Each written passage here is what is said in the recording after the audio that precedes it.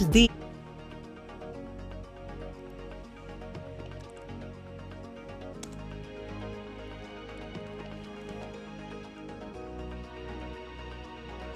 Live from New Delhi, you're watching DD India Live, India's voice to the world. I'm Mark Lynn.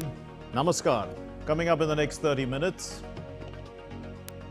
mass unrest forces Bangladesh Prime Minister Hasina to resign and to flee the country.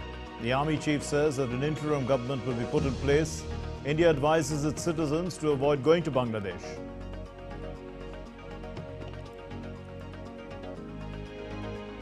Amid widening conflict in West Asia, Iran says that it does not want a regional escalation but must punish Israel in the wake of the killing of the Hamas chief in Tehran. The US says its military moves in West Asia. The British Prime Minister Keir Starmer to hold an emergency meeting with police chiefs after days of violent anti-immigration protests intensified.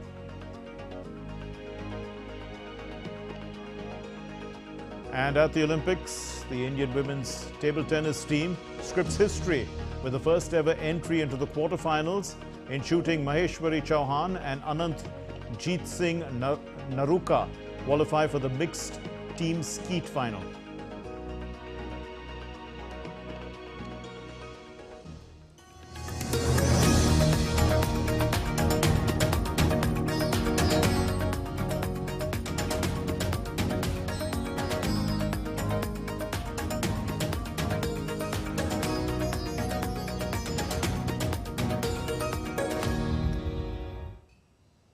A day after deadly clashes across Bangladesh killed nearly 100 people, the country's Prime Minister Sheikh Hasina resigned. She's left the country following her resignation, and this was confirmed by Bangladesh's Army Chief Wakar-uz-Zaman. Now, addressing a press conference, the Bangladesh Army Chief said that told the media, in fact, that an interim government will be formed.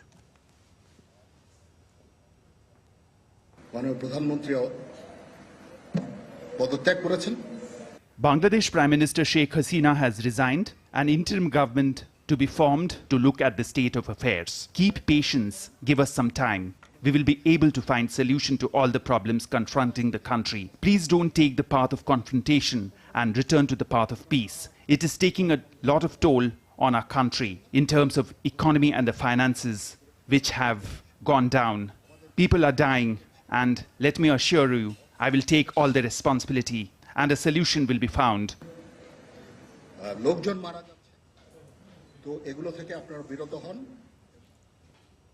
television visuals showed thousands of people pouring into the streets of the capital Dhaka in jubilation and also shouting slogans.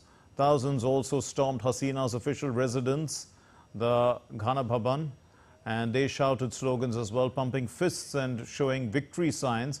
Bangladesh has been engulfed by protests and violence that began last month after student groups had demanded the scrapping of a controversial quota system in government jobs. That escalated into a campaign to seek the ouster of Hasina, who has been in power for 15 years and most recently swept to a fourth straight term in January.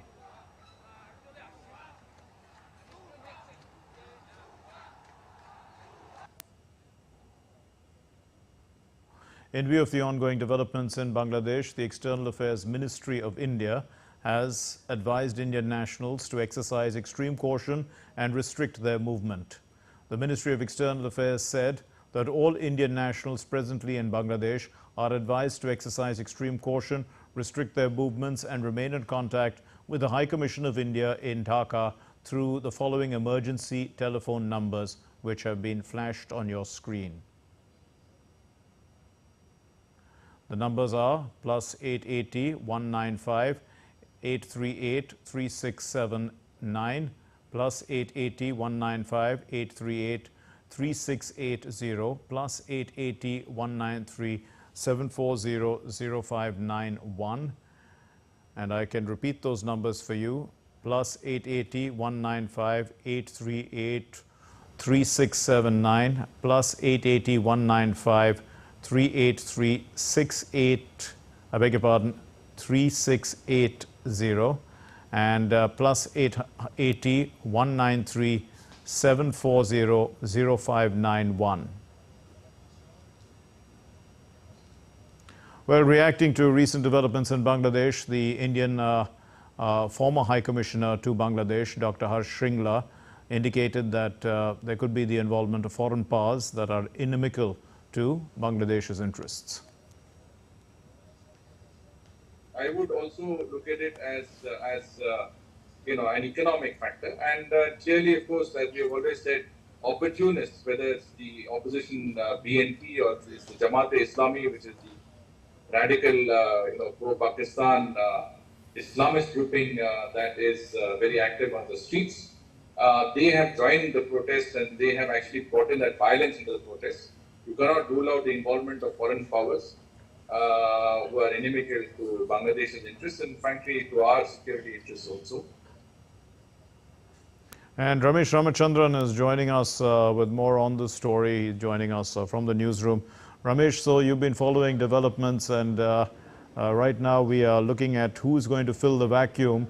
How do you think, based on what Mr. Shringla said, he, as you know, served in Bangladesh, was our foreign secretary, and he also lives in Darjeeling, which is close to Bangladesh. So, how do you view the situation as these people view it? Well, Mark, first coming to Ambassador Shringla's remarks there's no denying that what began as an anti-quota protest had morphed or transformed itself into an anti-government protest, meaning thereby that the protesters had come to target the government of Sheikh Hasina in particular. Why that happened, how and when, it's still not clear. But what is certain is that the mood of the nation had changed in the last week in particular. And as Ambassador Shringla was mentioning, the involvement of the opposition BNP, the Bangladesh Nationalist Party and its affiliates, and even the Jamaat-e-Islami cannot be ruled out. But that said, the strength of the movement indicates otherwise, because the strength of the movement drew its strength from all walks of life, people from all walks of life, Mark, including students, activists, academics, researchers, business persons. So it was an all-encompassing movement of sorts, number one. Number two, coming to what happened in the last 3 odd hours in Dhaka, Mark, it's significant to my mind that the person who addressed the nation in a televised press conference, who came into the public view, was not the President of Bangladesh, not the Chief Justice of Bangladesh, not civil society members, but the Army Chief. And yes, that to my mind is significant. Why do I say that? Because one can be reasonably certain that the so-called interim government we are hearing about will have the army play a role in it one way or another. Would it be an army-backed government? Most certainly. Would the army be a part of it? We don't know yet. It could be led by a jurist, a person with an army background, a former general, or civil society member. We don't know yet. But what the army chief said was very clear. He did something very interesting also, Mark. He addressed protesters directly, which Sheikh Hasina failed to do in the last few days. And he said, keep calm, stop your violence, go back to your colleges, trust the army to do the right thing. And by that he meant two things. One, we will talk to the president and will form interim government in consultation with all political shades of opinion. Indeed. So Jessica Taneja is also joining us. She's been following that story as well. Jessica, so in terms of the number of Indians in Bangladesh, they've been advised, they're to follow those emergency numbers, also to take care of themselves. How's what's the assessment like in terms of the number of Indians living there?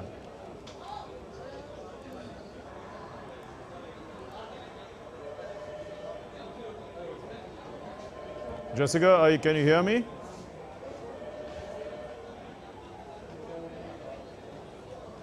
Well, it looks like Jessica's not able to hear me, but we'll get back to her.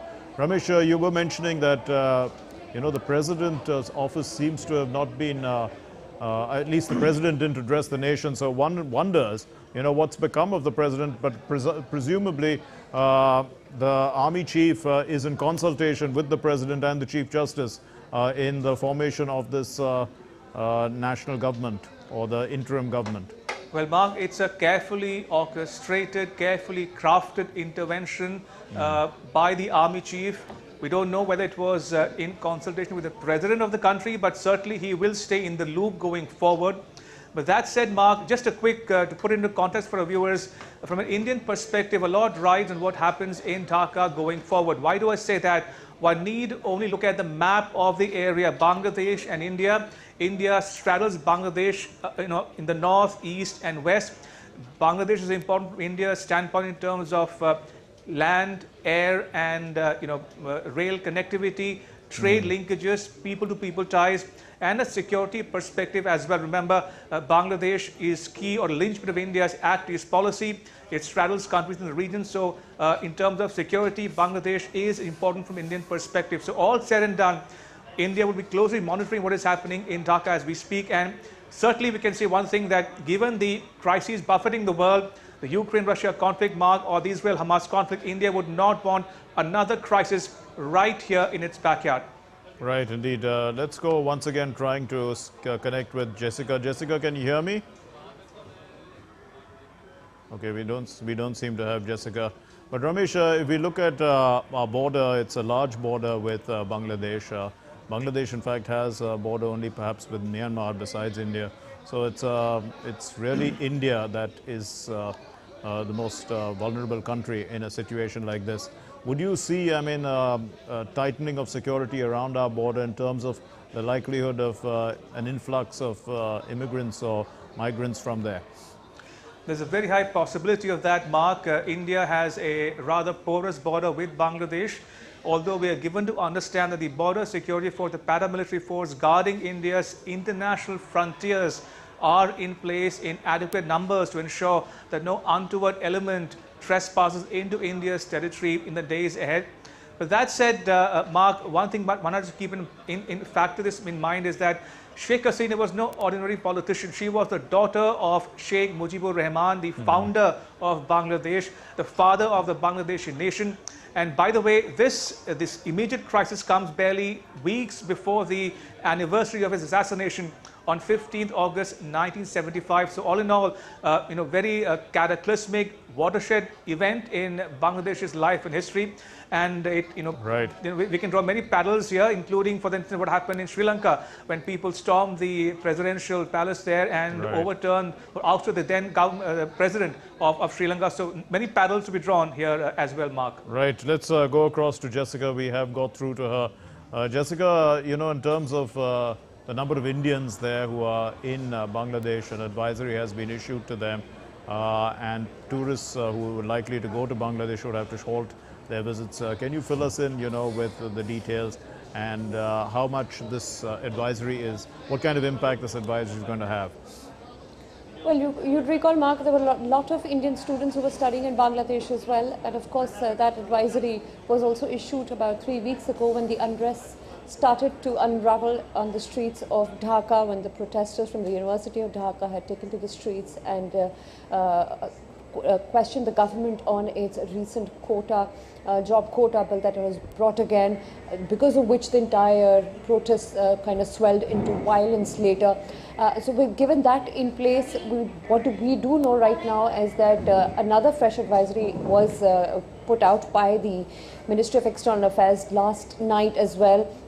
On Sunday, as you'd recall, more than 100 people died. In view of that, in view of the violence that was seen on the streets, the ministry had urged all the Indian nationals to look at those emergency numbers and also contact the Bangladesh, the High Commission, Indian High Commission in Dhaka there, and coordinate with the efforts that could possibly be. What we're also hearing is that train services might get suspended to Bangladesh, and that is a crucial link between India and Bangladesh when it comes to the transportation. So that, of course, has talks of being halted as well. And as Ramesh also pointed out, that the porous border that we share with Bangladesh, there will be, of course, all measures put in place to control the influx of immigrants coming in from there, and India would make sure that that catastrophe doesn't reach its immediate borders and disturb the peace and stability there.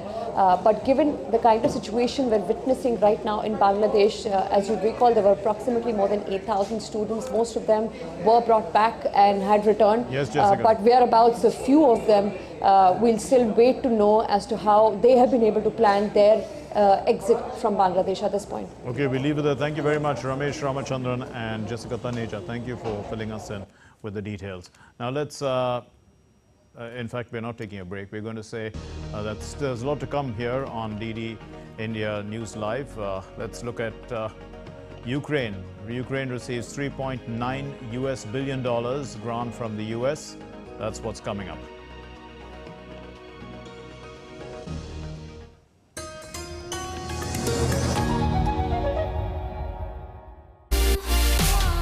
We have with us shooter Arjun Baputa. You ended 4th in this edition of Paris Games.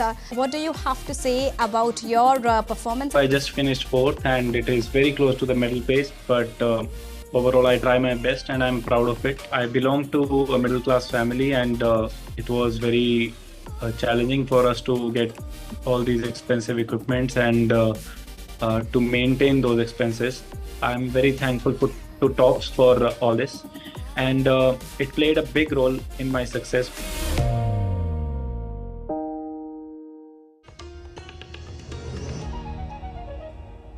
You're watching DD India Live. I'm Mark Lynn. Now moving on to our next story, which is from the United Kingdom. The British Prime Minister Keir Starmer, in fact, let me get you that story once again. Yes, here it is. The British Prime Minister Keir Starmer is meeting with police chiefs due to escalating violent anti-immigrant protests. Over the past week, riots have broken out following a knife attack that killed 3 girls in Southport, leading to property damage, and 420 arrests took place. And on Sunday, the violent protest erupted as well in South Yorkshire, where chairs were hurled at the police. Windows too were smashed as masked anti-immigrant rioters broke into a hotel in Rotherham. And this included pieces of wood. They were thrown at the Holiday Inn Express and at police officers who had lined up in front of the building as they tried to protect it. Meanwhile, the UK Interior Minister Yvette Cooper vowed on Monday that there will be consequences for those involved in the recent wave of violent anti-immigrant demonstrations in England, promising that those responsible will face the full force of the law. We saw disgraceful scenes of criminal violence and thuggery in some of our towns and cities. There is no excuse for that kind of behaviour, throwing bricks at police officers, the targeting of mosques, the looting of shops. It was total disgraceful criminal behaviour. And we should be clear, there will be a reckoning. Those criminals will pay the price. There have already been hundreds of arrests. We have made clear to the police they have our full support. Okay, DD India correspondent Ollie Barrett now joins us from London with more. Ollie, what's expected from the Cobra meeting? The Cobra meeting has happened. We've heard from the Prime Minister Keir Starmer after chairing it. He said that at that meeting it was agreed that there would be a standing army, is how he described it, of police officers ready to respond to any further bits of pockets of unrest that may arise in different parts of the country. He also said that it was made clear at that Cobra meeting that the government is giving its full backing for the police in responding to any further rioting or unrest. He rejected claims after the Cobra meeting that there have been two-tier policing in place in parts of the UK. That is the accusation from some of those taking part in some of these protests and riots in different parts of the country, that they feel that they've been treated differently than some other protesters in the UK over the last couple of years. The Prime Minister, we're told, does not yet think that the situation requires an early recall of Parliament or indeed bringing in the army to assist in responding to this unrest at this point. But the Prime Minister has chaired that Cobra meeting, and he and, as we've been hearing from the Home Secretary Yvette Cooper, have been promising that anyone involved in violence will face the full force of the law, they say. Apart from that, Ollie, I mean, are there concerns among the immigrant communities, and also what words of assurance have they received?